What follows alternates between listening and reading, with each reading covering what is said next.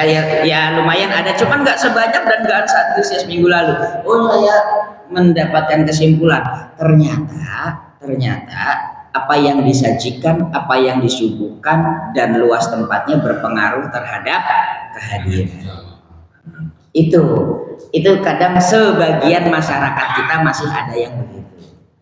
Ibu-ibu kalau maulid diundang, dikasih aqua doang, datang apa enggak?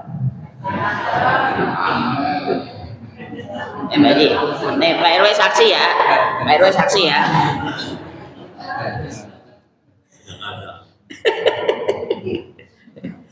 Maka jangan sampai, mohon maaf, ini al-maghfirah juga sudah bagus ya. Artinya jangan sampai datangnya orang ke majelis taklim hanya karena masalah perut. Memang kalau ada seseorang yang mengundang ke majelis taklim, kemudian ada yang dikasih makan, ada yang dikasih snack, bawa pulang, itu orang mesti duyun-duyun, mesti. Tapi naudzubillah ketika yang undang majelis taklim itu, misalkan lagi nggak ada jatah makannya, nggak ada jatah snacknya, nggak ada jatah minumnya, sembakonya, nanti yang datang kecewa. Karena datangnya kita pertama sudah atas dasar perut, itu salah ya. Ini yang tolong kita usahakan, kita biasakan. Ibaratnya datang ngalap berkah dulu, kalau berkahnya udah dapat pulangnya bawa berkah. Tapi yang belakangnya jangan diharap dulu, yang penting berkahnya dulu. Berkah apa? Berkah jasmani, berkah rohani. Insya Allah kalau memang saat itu rezekinya Allah kasih, dapat berkah jasmani ya. Karena ada beberapa taklim di daerah kita ini yang memang dulunya misalkan si A masih aktif di kerjaannya dan lain sebagainya, ketika ngundang majelis taklim ada sembako, ada ini udah datang kami. Tapi kan pekerjaan itu biasanya apalagi PNS dan sebagainya tidak abadi. Ada masa pensiunnya. Ketika pensiun pemasukan berkurang, akhirnya sembakonya juga berkurang. Lama-lama yang ngaji juga berkurang. Karena apa? Ya ada sembakonya. Itu. Makanya sekali lagi usikum wa iyaya, datangnya kita ke taklim ini bukan hanya masalah perut, tapi yang pertama mendapatkan niatnya keberkahan dari Allah Subhanahu wa taala. Amin ya rabbal alamin. Insyaallah kita berdoa semua yang hadir di tempat ini pagi hari ini, pulang Allah limpahkan berkahnya, pulang Allah limpahkan rizkinya, pulang Allah jadikan ilmunya bermanfaat dunia dan akhirat. Amin ya rabbal alamin. Baik para bapak ibu jamaah kajian subuh musholla al-zirah yang dirahmati Allah Subhanahu wa taala. Kita masuk ke hadis tentang tata cara tidurnya Rasulullah Shallallahu Alaihi Wasallam. Kembali hadis ini yang ada di buku ini adalah hadis-hadis amaliyah al-yaumiyah, hadis yang kita laksanakan sehari-hari. Hadis ini sifatnya sangat dasar, sangat standar, tetapi sangat penting apabila kita lakukan dalam kegiatan kita sehari-hari, sebagaimana kegiatan sehari-hari yang dicontohkan oleh baginda Nabi kita Muhammad Sallallahu Alaihi Wasallam. Matan hadisnya adalah Bismillahirrahmanirrahim. Anil Barra'i ibni Azib radhiyallahu anhu, diriwayatkan dari Al Barra' bin Azib radhiyallahu anhu, anna Rasulullah sallallahu alaihi wasallam, sesungguhnya Rasulullah sallallahu alaihi wasallam bersabda, qala idza akhadta madja'aka, apabila kamu hendak tidur, kata Rasul, fatawadda wudu'aka lis-shalah, maka ambillah air wudu terlebih dahulu sebagaimana engkau mengambil air wudu untuk sholat. Ini sunnahnya Rasul. Jadi Rasul kalau mau tidur selalu Rasul mengambil wudu seperti layaknya wudunya untuk sholat. Nah, ini yang sangat dianjurkan kepada kita. Tsumma ittaji' ala shiqqil aiman. Kemudian setelah kita berwudu, kita ambil posisi tidur, maka baringkanlah, hadapkanlah badanmu ke sebelah kanan. Ini. Tsumma qul, kemudian katakan. Ini doanya sebenarnya agak panjang, tapi nanti bisa kita singkat dan bisa kita ringkas. Kalau Rasul doanya begini sebelum tidur.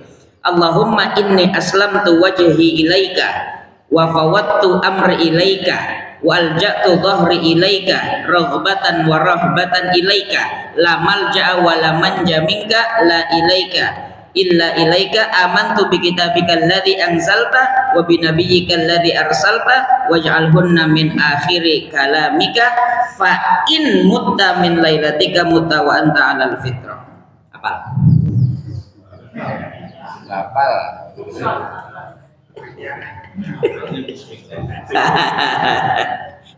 Kalau disingkat boleh bismika Allahumma ahya wa bismika amut.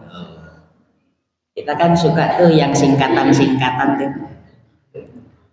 Tapi itu sama keberkahannya. Karena artinya yang tadi doa saya sebutkan itu, yang Rasul katakan, serahkan wajahku kepadamu, aku serahkan urusanku kepadamu, aku serahkan punggungku kepadamu dengan penuh harap sekaligus cemas. Tidak ada tempat berlindung dan tempat yang aman dari azabmu kecuali berlindung kepadamu. Aku beriman kepada kitabmu yang telah engkau turunkan dan aku beriman kepada nabimu yang telah engkau utus. Itu kalau bahasa Indonesianya. Nah, kalau disimpulkan berarti kita ketika mau tidur harus berpasrah karena Allah Subhanahu wa Ta'ala. Karena kita tidak tahu apa yang terjadi saat kita tidur. Ini masalah tidur jangan diremehkan. Karena sebenarnya orang tidur adalah orang yang sangat dekat dengan kematian.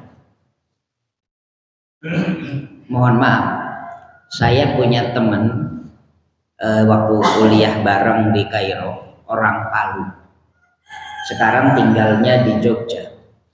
Keluarga besarnya sebagian besar wafat dalam kejadian gempa Palu beberapa tahun yang lalu. Masih ada yang ingat ya? Palu itu pernah gempa yang gempanya sangat dahsyat sekali. Teman saya ini keluarganya hampir wafat semuanya. Ada yang masih hidup tapi cacat. Kenapa? Karena kejadian itu semuanya di rumah lagi pada tidur. Dan ketika tidur, dan ketika tidur terjadilah gempa. Yang mana kalau gempa, ya mungkin Bapak Ibu kalau pernah merasakan gempa masih ada goyang-goyang kerasa ya, sempat keluar gitu kan, bisa lari, bisa apa. Ini enggak. Begitu gempa langsung ambles rumahnya.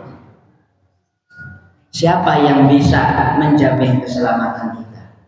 Posisi kita saat itu lagi tidur. Jangankan orang yang tidur, orang yang bangun aja pada saat itu karena saking dahsyat gempanya belum tentu selamat, apalagi yang lagi tidur. Maka kalau ketika dia tidur kemudian mengucapkan doa tadi, yang kalau kita simpulkan berpasrahnya kepada Allah Subhanahu wa Ta'ala bisa disingkat menggunakan doa sehari-hari, bismika Allahumma ahya wa bismika amut. Dengan namamu ya Allah aku mati, dan dengan aku hidup, dan dengan namamu ya Allah aku ahya wa amut, hidup dan mati. Maka kata Allah kalau kita berpasrah, ya, kata Rasulullah kalau kita berpasrah sebelum kita tidur, apa yang akan Allah kasihkan? Nih, fa in mutta min lailatika. Ketika tadi sebelum tidur kita wudu, kemudian ketika mau tidur kita berbaring ke kanan, kemudian kita baca doa berpasrah diri kepada Allah yang minimal doanya kalau panjang nggak hafal pakai yang bismika Allahumma ahya itu boleh. Kemudian kalau kita wafat di tengah-tengah tidur kita dengan cara apapun wafatnya, misalkan dengan cara yang normal atau ada kan orang tidur meninggal gitu ya, ada orang yang kena musibah gempa dan lain sebagainya, ada mohon maaf yang lagi tidur dibunuh, ada juga. Kalau kita wafat dengan cara apapun, ketika kita tidur dan sudah melaksanakan 3 hal tadi, berwudu, kemudian menghadap ke kanan, kemudian baca doa, kata Rasul sallallahu alaihi wasallam, wa in mutta min lailatika, ketika engkau meninggal pada saat tidurmu atau pada malammu, mut wa anta alal fitrah, mutta wa anta alal fitrah, engkau meninggal, engkau wafat dalam keadaan fitrah, kata Rasul, dalam keadaan suci. Itu ganjarannya.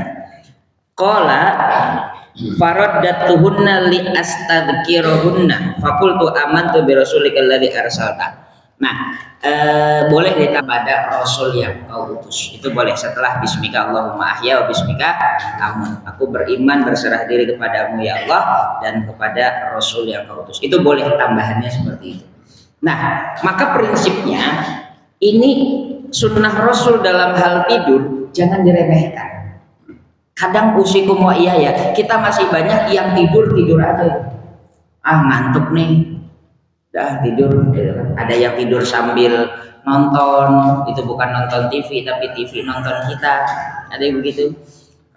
Ternyata merem HP-nya, YouTube-nya masih nyala. Pernah ngalamin begitu? Sering. Itu boro-boro baca doa, lagi nonton dangdut ya, lelep itu. Kapan baca doanya itu? Kemudian belum tentu udah wudu. Gitu. Masalah menghadap ke kanan ini diawali saja menghadap ke kanan. Masalah nanti tidur kita guling sana guling sini nggak masalah. Kan ada orang tidur yang posisinya pindah-pindah itu. Lagi mau tidur baca doa suami istri posisi pala sama. Pas bangun-bangun palanya bini di mana, kakinya bini di mana, udah beda itu. Tapi nggak apa-apa, yang penting awali tidur kita usahakan menghadap ke kanan. Ini secara Islam itu anjuran seperti itu. Tapi secara medis di situ ada penelitian bahwasannya jantung kita kalau menghadap ke kanan akan lebih sehat. Ini medisnya. Kecuali mungkin untuk ibu hamil ya, ibu-ibu yang mungkin zaman dulu pernah hamil. Mungkin ada anjuran dokter menghadapnya ke kiri kalau nggak salah ya. Karena kemarin waktu istri saya hamil itu dianjurkan menghadap ke kiri karena berkaitan sama kondisi janin dan lain sebagainya. Itu di luar konteks dan itu nggak apa-apa, sah-sah saja karena darurat gitu. Karena kalau menghadap ke kanan kemungkinan ada 1-2 hal gitu. Tapi kalau dianjurkan menghadap ke kiri sah-sah saja. Tapi di kala normal, apalagi bapak-bapak yang nggak pernah hamil, itu nggak ada alasan itu. Ustaz kata ibu-ibu menghadap ke kiri boleh kalau hamil, kan kalau hamil. Nah kalau kita sunnahnya ke kanan aja semuanya, gitu. Karena kalau ke kiri ini bisa kalau mungkin bapak yang sekarang merasakan antara tidur ke kanan dan tidur ke kiri, ini rasanya jantung agak beda, agak sesak. Karena posisi jantung kita kan di kiri. Ketika dipindahkan ke kiri, maka itu posisi jantung ada di bawah dan tertindih oleh organ-organ kita yang ada di sebelah kanan. Tapi kalau kita menghadap ke kanan, posisi jantung akan ada di atas. Dan sebenarnya ini mohon maaf, tidur telentang itu kurang tidur tengkurap itu, tengkurap yang dadanya di bawah tengkurap namanya. Tidur tengkurap itu sebenarnya dalam Islam tidak baik.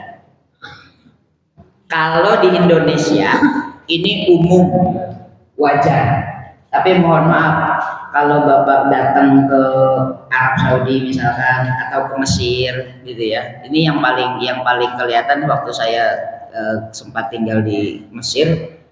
Kita di masjid begini, masjid apapun itu, kok tengkurap, langsung diomelin sama orang sana. Jadi tengkurap itu tidak boleh dilaksanakan di tempat umum. Tengkurap itu hanya boleh dilaksanakan di kamar dan rumah masing-masing. Karena itu suatu aib. Karena tengkurap itu, mohon maaf, kalau di mereka itu dalam bahasanya ini hanya untuk orang-orang yang sedang hubungan biologis, gitu. Jadi kalau di Indonesia kan normal ya, sah-sah aja gitu, pemandangannya aman-aman aja. Orang lihat tuh di itikaf di masjid di mana segala macam, banyak yang tidurnya pada tengkurap. Tapi kalau di sana enggak. Sekali ada orang tengkurap, langsung pasti ada orang yang nyamperin. Haram, haram, haram. Ini posisi apa katanya seperti itu? Ini haram, ini nggak bagus ini. Gitu. Dalam Islam tidak dianjurkan untuk posisi seperti itu. Kalau mau tidur, mau berbaring silahkan, madhab ke kanan ataupun telentang, tapi tidak tidur sambil tengkurap. Ini yang perlu kita pahami bersama, bahwasannya memang sebaik-baiknya kalau misalkan kita mau tidur adalah menghadap ke kanan. Jadi 3 hal tadi dalam kaitan tidur. Yang pertama adalah ambil air wudu, kemudian menghadap ke kanan. Yang ketiga membaca doa. Minimal doa yang kita baca adalah Bismika Allahumma ahya, Bismika amut. Boleh nggak Pak Ustadz kalau misalkan kita baca ayat kursi? Sangat boleh. Maka biasanya bukan hanya ayat kursi saja. Kalau boleh saya sarankan, amalkan yang lebih banyak. Contoh, sebelum kita merem, udah wudu, kemudian menghadap ke kanan, bacanya yang pertama Fatihah dulu. Ini kalau boleh saran. Yang kedua, kita baca Al-Ikhlas sebanyak 3 kali. Kemudian setelah itu baca Al-Falaq, kemudian setelah itu baca An-Nas, baca ayat kursi, kemudian doakan untuk kedua orang tua kita. Setelah itu baru kita baca Bismika Allahumma ahya wa bismika amut, amantu bika wa bi rasulika. Boleh ditambahkan yang belakang itu. Jadi Fatihah, kemudian Al-Ikhlas 3 kali, Al-Falaq, An-Nas, ayat kursi, kemudian doa untuk orang tua kita, dan setelah itu kita baca doa pasrah diri. Itu saya sering katakannya doa berpasrah diri gitu sebelum tidur. Kemudian setelah itu baru kita tidur. Masalah nanti tidurnya bisa pada saat itu langsung, alhamdulillah. Kalau tidurnya baru setelah itu bisa merem pas setengah jam atau 1 jam kemudian, nggak apa-apa, nggak masalah. Doa yang awal itu sudah mewakili tidur kita, walaupun kita baru bisa tidur 1 jam kemudian. Pak Ustadz, kan kalau misalkan madhep ke kanan terus nggak bisa tidur, boleh nggak madhep ke kiri? Boleh untuk pengalihan sebentar. Nanti kira-kira beberapa waktu pindah lagi menghadap ke kanan. Usahakan sebelum merem kita itu pindahnya ke kanan. Usahakan. Ini adalah bagian daripada sunnah Nabi kita Muhammad Sallallahu Alaihi Wasallam.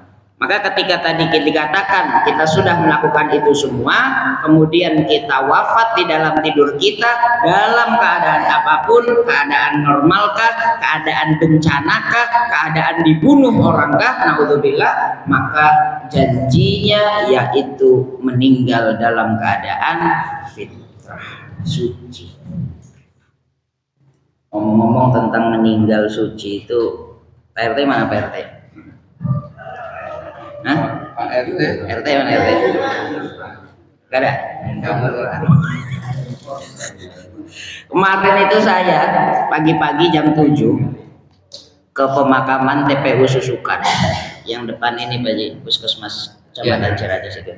Ini sama Pak RT itu dia lagi ini bantuin gali kubur, bantuin itu di pemakaman. Ada jamaah kemarin waktu saya berangkat umroh Desember akhir itu, dilalah nenek-nenek rumahnya disusukan sini, mungkin masih RW sini atau enggak saya nggak tahu, yang penting masih disusukan ya, RW 6 ya, ya, nah RW 6 ya, itu kemarin di umroh bareng saya, setelah dari Mekah kemudian ke Madinah mau pulang ke Indonesia meninggal di Jeddah. Itu Bu Haji Jumiati namanya itu. Dan ini yang disampaikan wafat dalam keadaan fitrah. Kenapa? Beliau baru selesai melaksanakan umroh, baru selesai melaksanakan ziarah Rasul, belum sempat berbuat dosa sudah Allah panggil. Itu yang namanya fitrah. Maka kemarin saya sih menganjurkan dikuburnya di Arab saja, tapi karena ada pihak keluarga yang pengen banget dibawa ke Indonesia, akhirnya kita usahakan jenazahnya dibawa ke Indonesia. Bisa, cuman 2 minggu ngurusnya itu Pak Haji. Meninggalnya tanggal 29 Desember, dikuburnya baru kemarin pagi itu. Nah, itu saya ketemu Pak RT di sana itu. Nah, jadi wafat dalam keadaan fitrah inilah yang sangat diidam-idamkan oleh setiap umat muslim. Mungkin Bapak Ibu pernah lihat ada kemarin beberapa hari lalu video ada imam lagi sholat meninggal gitu ya. Ada mungkin pernah lihat juga orang lagi baca Quran meninggal, ada juga lagi kegiatan pengajian meninggal. Itu ada. Ada nggak jamaah lagi dengerin pengajian gini tiba-tiba meninggal? Banyak. Kalau yang lagi ngaji meninggal jarang. Tapi yang lagi dengerin ngaji meninggal banyak. Tapi apapun itu ketika kita wafat di dalam keadaan yang mulia ini, yakinlah bahwa itu wafat dalam keadaan fitrah.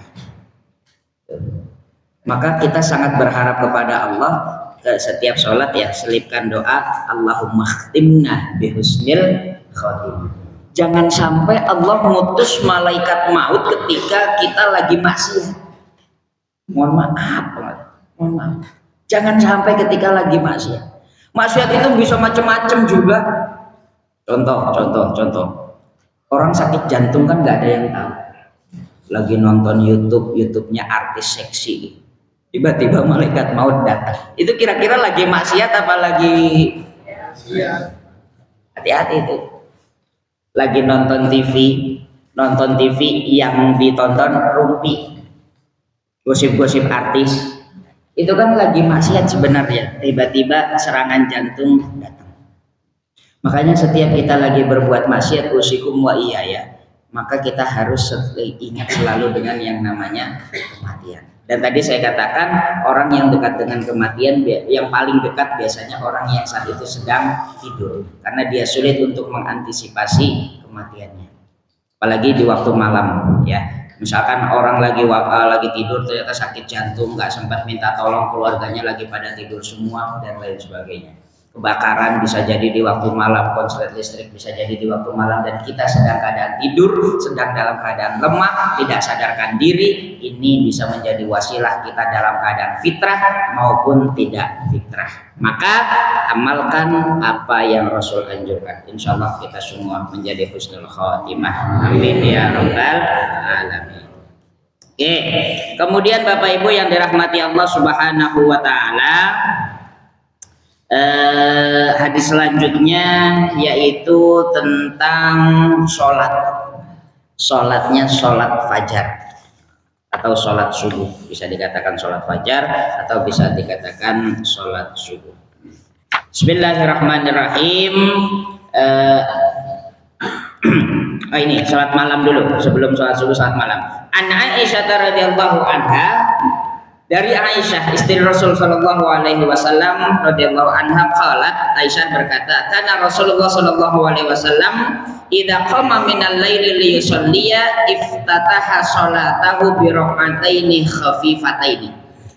Kata Siti Aisyah, kalau Rasul itu melaksanakan sholat malam, apapun sholatnya di waktu malam, iftataha salatahu bi rak'ataini khafifatain. Rasul itu senantiasa membuka dua rakaat pertama itu dengan rakaat yang sederhana. Rakaat yang sederhana itu maksudnya suratnya nggak panjang-panjang. Nah, ketika kita bangun dari tidur, itu kan kalau orang Indonesia bilang nyawanya belum ngumpul ya, masih ngumpulin inilah, orang masih ngumpulin nyawa kan kalau kata kita gitu, karena belum terlalu fokus gitu. Maka kalau kita lagi baru bangun tidur Bapak Ibu, tolong kalau mau sholat tahajud atau lain sebagainya, 2 rakaat pertama sholatnya yang agak-agak simpel lah gitu. Tapi kan kalau kita sholat simpel mulu, nggak ada yang nggak simpel kan, selalu simpel gitu. Kita udah dari awal emang sampai akhir simpel mulu. Yang dibaca ya kulhu, simpel mulu itu. Kalau Rasul kan enggak. Rasul itu yang pertama adalah tahajud itu hukumnya wajib bagi Rasul. Artinya mohon maaf, kalau Rasul nggak sholat tahajud itu berarti ada suatu kesalahan yang kalau wajib kan nggak dikerjakan hukumnya dosa. Tapi tahajud tidak wajib untuk umat Islam, hanya wajib untuk Rasul saja. Maka setiap malam hampir tidak pernah Rasul meninggalkan sholat tahajud. Hampir tidak pernah Rasul meninggalkan siwak. Tetapi itu tidak diwajibkan untuk umat Islam. Seperti kita enggak. Karena kalau umat Islam diwajibkan sholat tahajud, wah, semuanya agak repot itu. Tapi untuk Rasul wajib. Dan Rasul kalau melaksanakan tahajud atau melaksanakan sholat di waktu malam, 2 rakaat pertama khafifatain, ya, yang enteng-enteng, yang suratnya pendek-pendek. Gitu. Baru rakaat selanjutnya ini Rasul yang 1 rakaat satu juz, bisa 1 juz, bisa 2 juz, bisa segala macam. Mungkin 1 malam itu Rasul juga bisa khatam 1 Al-Quran. Bahkan ada diriwayatkan Rasul itu kalau tahajud kakinya sampai bengkak karena saking lamanya beliau berdiri. Kalau kita saking lamanya sujud, itu sampai ngantuk gitu. Maka yang sedang-sedang. Maka gini Bapak Ibu, ini saran saja ya, saran. Kalau mau diikutkan enggak masalah. Tahajud itu kan sebenarnya sholat apapun di waktu malam itu namanya tahajud. Kita sholat sunat taubat di waktu malam sepertiga malam itu juga katakan tahajud. Tapi ada yang kalau kita sholat niatnya memang benar-benar sholat tahajud, itu juga silahkan. Maka kalau mau ini untuk sholat di waktu malam, kalau boleh diikuti, Bapak Ibu begitu bangun ambil air wudhu, ya, ambil air wudhu.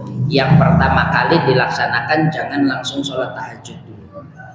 Kalau bisa, yang pertama kali dilaksanakan yaitu adalah sholat sunnah wudhu.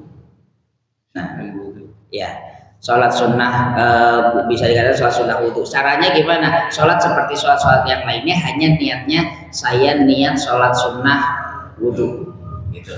2 rakaat aja. Nah ini mungkin yang bisa kita katakan sholat rakaataini khafifatain, 2 rakaat yang ringan. Jadi nanti ketika sholat sholat sunnah wudhu di sujud terakhir doanya jangan terlalu panjang, doanya singkat-singkat saja, baca suratnya juga yang singkat-singkat saja. Bahkan kalau nggak pakai surat waladhdallin amin itu juga boleh. Namanya rakaataini khafifatain, 2 rakaat yang ringan. Ini untuk apa? Untuk ngetes kesadaran kita, untuk ngetes nyawanya udah ngumpul atau belum gitu. Ibaratnya untuk pemanasan. Kalau orang-orang olahraga kan ada pemanasan ya, mungkin warming up gitu ya. Mungkin yang muda-muda suka fitness, suka apa, pasti kan ada pemanasannya dulu. Ini sholat di malam itu juga ada pemanasannya. Yang bisa dengan sholat sunnah wudhu. Yang kita sholat biasa baca Fatihah, kemudian kita baca surat yang pendek saja. Nanti doa-doa di sujudnya juga jangan panjang-panjang dulu. Kemudian salam. Nah ini pemanasannya dulu, belum kepada sholat ini. Baru setelah itu kita sholat sunat taubat. Biasanya ada, mohon maaf, orang yang begitu sholat langsung sholat hajat. Salah apa enggak? Enggak salah, benar. Tetapi lebih baiknya sebelum hajatnya dilaksanakan, sholat taubatnya dulu. Ibaratnya gini, sholat sunat hajat itu kan untuk minta ya. Tujuannya kan hajat kita dikabul oleh Allah. Tapi kalau langsung minta tanpa ada embel-embel dulu, kayaknya kok kurang sangat. Makanya sebelum kita minta sama Allah permohonan-permohonan yang ingin dikabulkan, maka lebih baik kita taubat dulu kepada Allah Subhanahu wa Ta'ala. Jadi begitu selesai sholat sunnah yang ringan, baru sholat sunnah taubat. Biasanya kalau saya menganjurkan di sholat sunnah taubat tidak ada doa yang dipanjatkan kecuali hanya doa mohon ampun. Karena konteksnya adalah taubat. Mohon ampun untuk siapa? Allahumma ghfirli dhunubi, untuk dosa-dosa kita. Waghfir dhunuba walidayya, orang tua kita, sebutin namanya, banyakin doa. Tapi konteksnya mohon ampun aja. Jangan minta ini minta itu dulu, karena konteksnya di sini adalah sholat taubat. Baru setelah sholat sunat taubat dirasa sudah cukup, doa-doanya dirasa sudah cukup, doa minta ampunnya, kita pindah kepada sholat sunat hajat. Nah, baru tuh di sholat sunat hajat, disinilah kita mohon sama Allah semua hajat kita. Doanya macam-macam, silahkan. Mulai dari hajat yang kalau ngomong ke orang kita malu, tapi ngomong sama Allah jangan sampai malu. Kadang ada yang ngomong, ya Allah saya pengen punya mobil. Sama Allah tuh jangan cuma doa pengen punya mobil, Pak. Tambahin mobilnya apa? Ya Allah saya pengen punya mobil, ya Allah Alphard, ya Allah Alphard. Walaupun numpang parkir di depan Al-Maghfirah nggak apa-apa. Karena di rumahnya nggak punya garasi mobil mungkin gitu, tapi kan nggak apa-apa. Kalau kita cuma doa, ya Allah saya minta mobil, dikasih sama Allah mobil apa aja, itu juga terkabul kan. Tapi kalau minta spesifik, ya Allah saya pengen punya Alphard, ya Allah dikasih Fortuner juga alhamdulillah, kan gitu. Kalau lagi pengen punya hajat, ya Allah saya pengen dong ada tanah yang saya incer tuh, luasnya sekian meter, harganya sekian juta, mudah-mudahan pas saya nawar dikasih setengahnya. Boleh nggak doa gitu? Boleh. Ya, namanya doa, ya boleh. Jadi kalau sama Allah itu, kalau minta spesifik, nggak usah nanggung. Kadang kita ngomong sama yang jual juga takut kan, tapi mintanya sama Allah dulu, biar Allah yang akan menggerakkan hati kita. Nah, minta spesifik apapun itu, ya Allah mudah-mudahan anak saya diterima di PNS. PNS-nya misalkan apa, bidangnya apa itu, misalkan kementeriannya keuangan, kementeriannya pendidikan, spesifik aja supaya tujuannya langsung dapat. Ya Allah mudah-mudahan saya nanti bisa naik pangkat jadi apa gitu, sebutin aja. Pokoknya jangan cuma naik pangkat doang, nanti naik pangkatnya kalau pelan kan sayang. Tapi sebutkan sama Allah di waktu sepertiga malam, spesifik, sespesifik mungkin. Maka di saat tidak ada batasan antara doa kita dengan langit, pada saat itu doa kita didengar oleh ribuan malaikat yang turun atas perintah Allah, dan insya Allah diijabah oleh Allah Subhanahu wa Ta'ala. Maka kalau waktu di sepertiga malam itu ibarat kita ya, itu waktunya kita curhat sama Allah. Tapi kalau mau di sujud terakhir, waktu itu pernah saya sampaikan, kalau di sujud terakhir lebih baik dan yang paling sah adalah doanya pakai bahasa Arab, gitu. Karena tidak ada sholat menggunakan bahasa Indonesia. Kalau mau ngucapinnya Indonesia di dalam hati. Nah, maka setelah itu, kemudian setelah doa di sujud, kalau kita bingung mengungkapinnya daripada nggak khusyuk, setelah selesai sujud saja dalam posisi yang seperti ini, kita doa mohon kepada Allah. Apapun doanya jangan ditahan-tahan. Tapi mohon maaf, doanya yang baik-baik. Ya, jangan sampai doanya yang jelek. Ya Allah, tuh tetangga dulu pernah nyakitin saya, dia nyalek, mudah-mudahan nggak kepilih ya Allah. Mudah-mudahan gagal ya Allah, banner poster udah di mana-mana, biarin modal habis, biarin ya Allah. Saya dendam sama dia. Jangan. Itu jangan. Doa untuk kejelekan jangan. Karena kebaikan kita aja masih banyak yang belum dikabulkan, kok bisa-bisanya doa untuk kejelekan. Tuh, naudzubillah tsumma naudzubillah. Oke, maka para bapak ibu yang dirahmati Allah Subhanahu wa Ta'ala, sama-sama kita berdoa kepada Allah di waktu malam tanpa ada batasan, tanpa ada penghalang. Dan kalau bisa, ini senyamannya. Orang itu ada yang suka tahajud ketika di waktu malam dalam keadaan gelap gulita, silahkan. Ada orang yang suka tahajud di waktu malam dalam keadaan terang benderang, juga silahkan. Sesuai dengan kondisinya masing-masing. Maka kalau paling baiknya, ya, memang paling baiknya itu kalau di rumah ada musolahnya. Tapi kan nggak semua orang bisa, belum tentu. Karena kondisi rumah orang pun juga berbeda-beda. Tapi bagi bapak ibu yang sekiranya punya rumah lumayan luas, saya sarankan mbok ya dikasih space berapa meter untuk bikin musola sendiri di rumah. Dan di tempat itulah kita sholat. Jadi kalau bisa, kalau yang punya space lumayan, jangan sholatnya di kamar. Kalau bisa loh, udah sholat di kamar, madepnya ke kamar mandi, sholatnya mepet dapur gitu.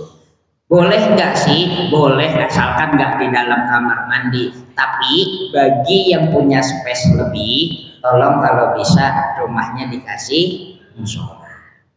Ya walaupun kayak mihrab ini lah, sekian meter nggak apa-apa, nggak harus sebesar ini juga, nggak apa-apa. Yang penting ada tempat khusus ketika kita mau menghadap kepada Allah Subhanahu wa Ta'ala di waktu-waktu tertentu tadi. Jangan sampai ya Pak Ustadz, ya udah saya kasih musola, udah saya sholatnya di musola rumah aja lah, nggak usah ke al-maghfirah, jangan gitu. Yang untuk bapak-bapak tetap di masjid, di musola, tapi untuk waktu-waktu tertentu silahkan di rumah masing-masing. Itu yang bisa kita rekomendasikan. Nah kemudian tadi setelah sholat wudhu, kemudian sholat taubat dulu, hajat dulu, baru tahajudnya. Sebenarnya 3 sholat ini juga sudah dinamakan tahajud, tetapi kalau mau ditambahkan niat khusus yang sholatnya tahajud, silahkan. Nanti kalau bisa ditutup dengan witir, itu juga bisa. Nah tapi para bapak ibu yang rahmati Allah, ini yang harus diutamakan di dalam sholat tahajud atau sholat malam adalah istiqomahnya, bukan kuantitasnya, tetapi istiqomah. Ketika kita bangun tahajud, kemudian langsung sholat sebanyak itu, dan besoknya nggak pernah tahajud, itu mending jangan. Lebih baik kita tahajud hanya 2 rakaat, tidur lagi, tapi besok tahajud lagi 2 rakaat aja, tidur lagi, terus sampai seminggu, terus sampai sebulan, terus sampai 2 bulan. Sekiranya udah rutin bangunnya, kemudian setelah itu tambah lagi 2 rakaat menjadi 4. Orang Islam biasanya untuk beribadah membutuhkan sekira-kiranya 40 hari untuk konsisten.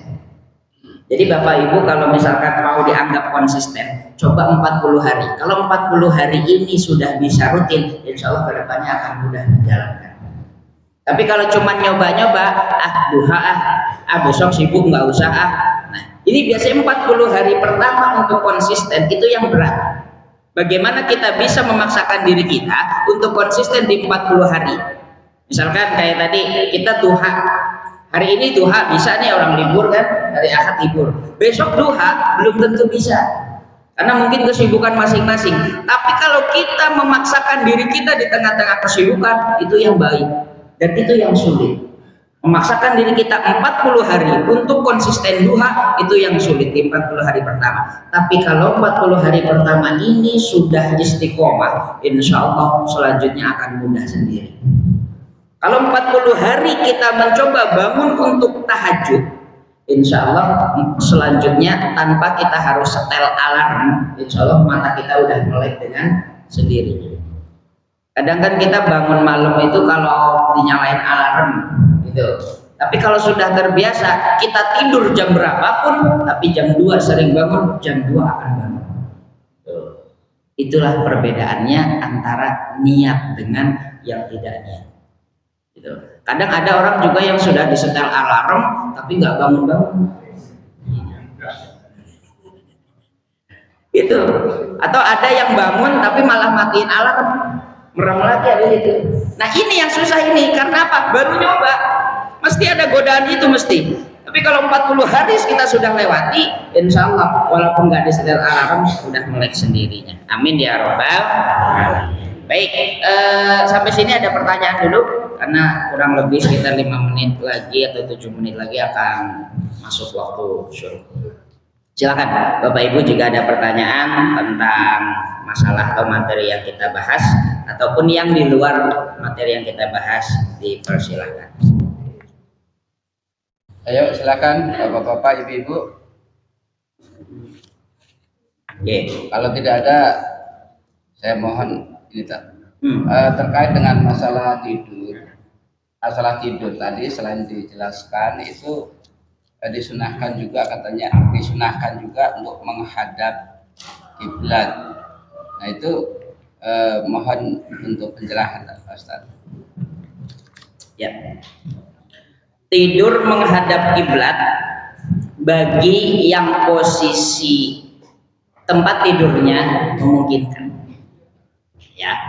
Bagi yang posisi tempat tidurnya memungkinkan. Kadang ada rumah yang posisi kasurnya sulit kalau ngadep kiblat. Karena cuman ya pas-pasan lah gitu kan. Ya madhab kiblat, ada posisi kasur bisa madhab ke sana. Misalkan kiblatnya ke sini ya, tapi posisi kasur kita menghadap ke sana, kan agak sulit. Memang kalau kita bisa itu ya dihadapkan kepada kiblat. Tetapi kalau memang adanya seperti itu, kondisinya seperti itu, minimal menghadapnya ke kanan, gitu. Minimal ke kanan, walaupun ke kanannya itu bukan menghadap kiblat. Tapi memang kalau bisa kasurnya dirubah dan memungkinkan kanannya adalah kiblat, maka itu jauh lebih bagus. Tapi tidak ada dosa di sana ya. Ustaz, kasur saya memang nggak bisa kalau menghadapnya ke kanan ke kiblat, kiblatnya ini menghalangi kiblat, ke kiri baru ke kiblat, nggak apa-apa, tetap tidurnya menghadap ke kanan. Karena itu Pak Haji, posisi rumah atau kasur tiap orang bisa berbeda-beda. Nah, yang nggak boleh adalah, mohon maaf, toilet. Ini pernah nggak dicek itu? WC ngadepnya kemana? Nah itu. Ini kalau mohon maaf ini, kalau yang belum aware, artinya waktu bangun rumah pakai tukang siapa aja ataupun beli rumah udah dari sononya udah jadi begitu, itu yang dicek tolong WC-nya. Usahakan sebagai umat Islam jangan duduk di WC atau jongkok di WC yang menghadap kiblat. Kalau masih ada WC kita di rumah yang menghadap kiblat, kalau bisa dirubah arahnya dirubah kalau bisa ya, karena itu adalah tempat menghadap sholat kita. Maka kalau bisa untuk WC yang berseberangan dengan arah kiblat. Nah coba setelah ini kita cek di rumah masing-masing apakah toilet kita menghadap kepada kiblat atau enggak. Kalau tidur itu diusahakan sebisa mungkin menghadap ke kanan, apalagi yang lebih bagus adalah kanannya itu kiblat. Tapi pun kalau tidak bisa maka jangan dipaksakan. Menghadap ke kanan saja insya Allah sudah bisa mewakili itu semua. Ya, insya Allah. Gitu. Monggo silakan kalau ada lagi. Oke, Ibu boleh.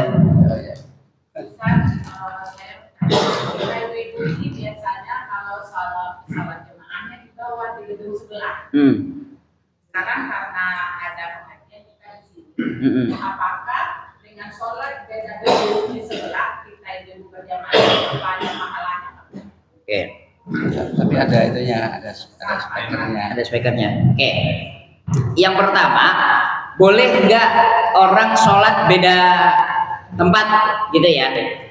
Boleh beda tempat berjamaah. Ada syaratnya tapi yang pertama si jamaah tersebut bisa mendengar suara imam, bisa. Yang kedua si jamaah tersebut bisa melihat makmum yang sholat di tempat imam, artinya sholat satu masjid dengan imam. Ini kira-kira di gedung sebelah kalau kita tengok kelihatan nggak di masjidnya? Nggak kelihatan? Nggak, misalkan ya nggak harus jelas banget tapi kelihatan. Nggak kelihatan sama sekali Pak Ji? Suaranya doang? Oh suaranya disambung. Oke, minimal ada suaranya. Dengan ada suaranya itu bisa.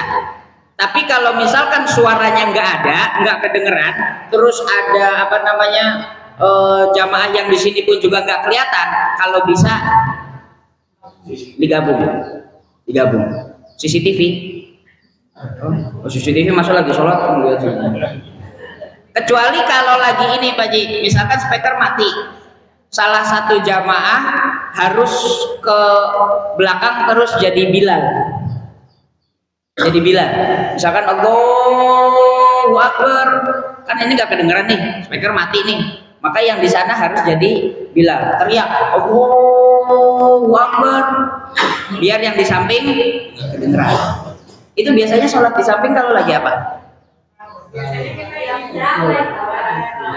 Oh, terawih. Oh, tiap hari. Emang nggak muat sholatnya? Kenapa dipisah? Kenapa Pak jadi bisa Pak?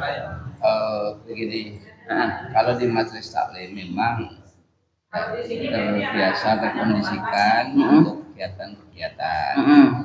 Kemudian dulu pernah untuk kita tempat sholat ketika ini sedang direnovasi. Nah, kemudian ada kita sambung dengan speaker di sana ada.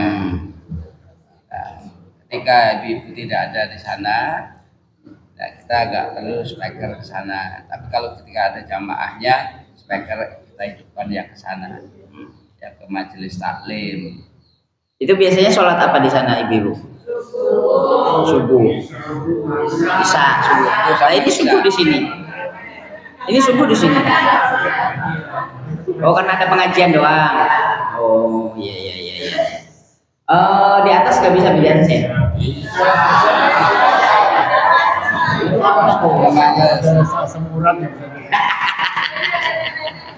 Iya.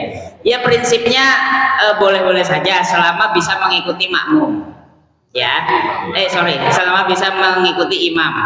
Jadi kalau speakernya memang terdengar dan pasti terdengar dan pastikan harus terdengar itu. Kalau nggak terdengar bubar nanti itu.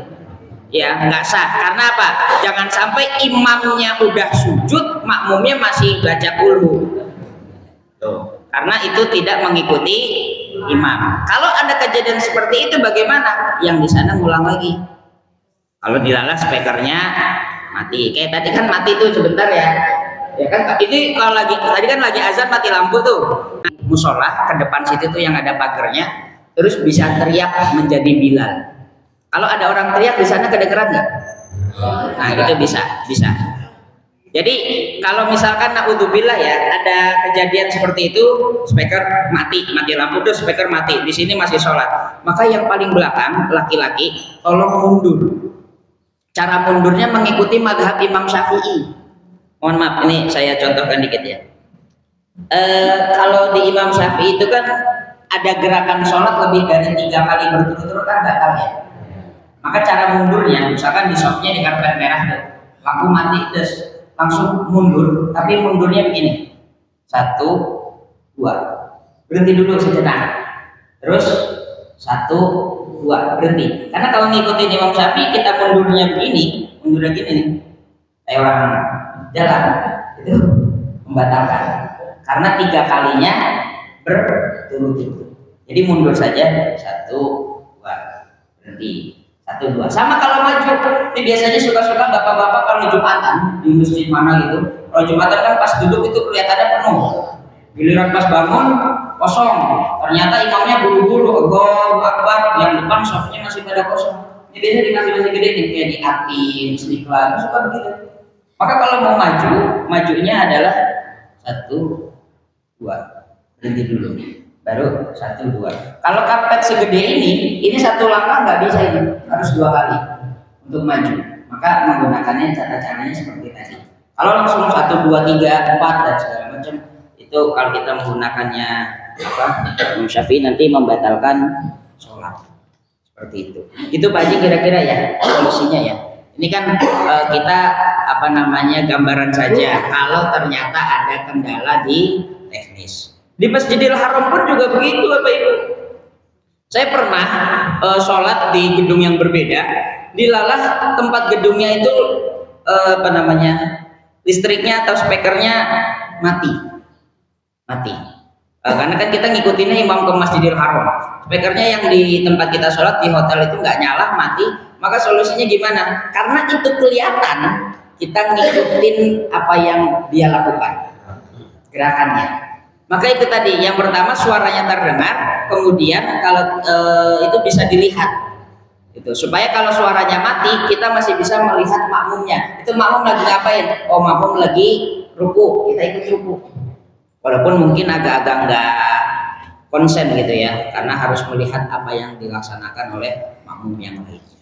Itu menurut saya seperti sah kalau sah insya Allah. Asalkan sholatnya wudhu dulu ya, sah. Tadi Pak tadi Oke, bentar. Kalau seandainya cuma kedengaran suara imam itu, jadi orang yang di sebelah rumah, dia di sebelah musola, di belakang musola, samping musola bisa berjamaah. Oh, tidak bisa seperti itu juga. bukan begitu. Wah, ini jalan pintas ini. Pertama, memang terdengar di tempat itu suara imam. Kemudian tempatnya dekat dengan imam. Artinya ya kalau walaupun rumahnya di seberang tapi kedengaran kan itu nggak dekat dengan imam. Maka kemudian yang pertama dengar, kemudian bisa melihat. Itu utamakan itu dulu. Baru kemudian dekat. Jadi kalau misalkan kita ini di samping, ini kan dekat nih. Ya, kemudian terdengar juga kan, walaupun kelihatannya agak sulit dilihatnya, lihat ke samping agak sulit, tapi ini masih menjadi syarat. Tapi kalau udah di samping, yaitu ya jangan dijadikan dalih, gak malas ke masjid itu. Dan itu harus ini ya Ibu ya, rame ya, banyak gitu, banyak orang. Kalau di rumah kan sendiri-sendiri gitu, kita ngikut imam, ya jangan. Karena pun itu fadilahnya akan berbeda. Karena gini, di Masjidil Haram, orang yang sholat di Masjidil Haram bersama imam di dalam masjid, dengan orang yang sholatnya di hotel, walaupun dia dengar suara imam, walaupun hotelnya jauh dengar suara imam, bisa sholat dan sah, itu fadilahnya akan berbeda dia. Dengan orang yang memang punya effort, punya kemauan untuk desak-desakan datang masuk ke dalam masjid. Karena kalau disetarakan semuanya, maka orang akan malas ke masjid. Misalkan, fadilahnya orang yang sholat di masjid dengan yang sholat di rumah, walaupun sama-sama dengar suara imam, fadilahnya sama. Tidak, jelas berbeda. Tapi kalau begitu orang nggak pada mau ke masjid, sepi dan makfiro, ngapain bikin musola cakep-cakep nggak pada hadir. Ya, oke, monggo lagi. Pak sendiri tadi. Oke, monggo Pak. Assalamualaikum. Kalau saya mau nanya masalah tahajud di luar sholat sunnah lain ya. Kalau jumlah sholat tahajud itu, Kalau jumlah jumlahnya berapa? Tahajud ini berapa? Dan menurut riwayat Rasul, sholat tahajud itu Rasul selama ayatnya 11 sama witir. Jadi sholat ada 8 witir dia. Cuma penjelasan. Oke.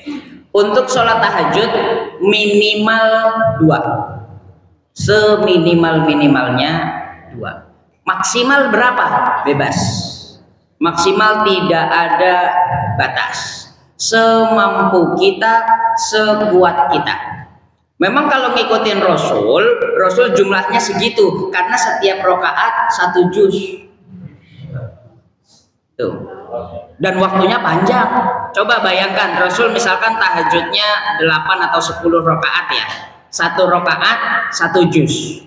Itu aja udah berapa jam itu? Lah kalau kita kan 1 rakaat 3 ayat. Ya kan? Wal asr innal insana fi khusr atau inna atainakal kausar fasholli lirabbika wanhar inna syani'aka wal abtar. 3 ayat. Berapa menit? 1 menit, mungkin 2 menit gitu. Maka kalau kita sholatnya cuma 2 rakaat, sayang apa? Sayang effort kita sudah bangun di waktu malam capek-capek ngantuk-ngantuk, lah kok dilalah cuma sholatnya 2. Maka mau banyak pun silahkan. Tetapi ya memang jangan sampai kembali di awal kita menggebu-gebu, besoknya nggak tahajud. Itu yang bikin kita sayang. Karena biasanya Pak, mohon maaf, kalau orang rajin tahajud dia tidak terlalu mementingkan kuantitas, tapi mementingkan kualitas. Tahajud 2 rakaat saja tapi khusyuk dan khudu kepada Allah Subhanahu wa taala itu jauh lebih baik daripada tahajudnya 10 rakaat tapi cuman ya numpang lewat lah, maksudnya waladolin amin Allahu akbar segala macam, habis itu sholat, habis itu doa dikit tidur. Itu kan artinya mementingkannya kuantitasnya. Tapi kalau bisa rokaatnya banyak dan kualitasnya bagus, itu juga jauh lebih baik gitu. Jadi Bapak mau berapa tahajudnya, minimal 2, maksimal berapapun, yang penting dipertahankan adalah kualitas tahajud itu. Ya, sedikit istiqomah berkualitas jauh lebih baik. Ya. Baik, nampaknya ini sudah hampir jam 6 dan mungkin kita laksanakan sholat isyraq atau sholat syuruk bersama-sama, maksudnya masing-masing di waktu yang sama, dan mudah-mudahan apa yang kita laksanakan pada pagi hari ini mendapatkan berkah dan ridho dari Allah Subhanahu wa taala.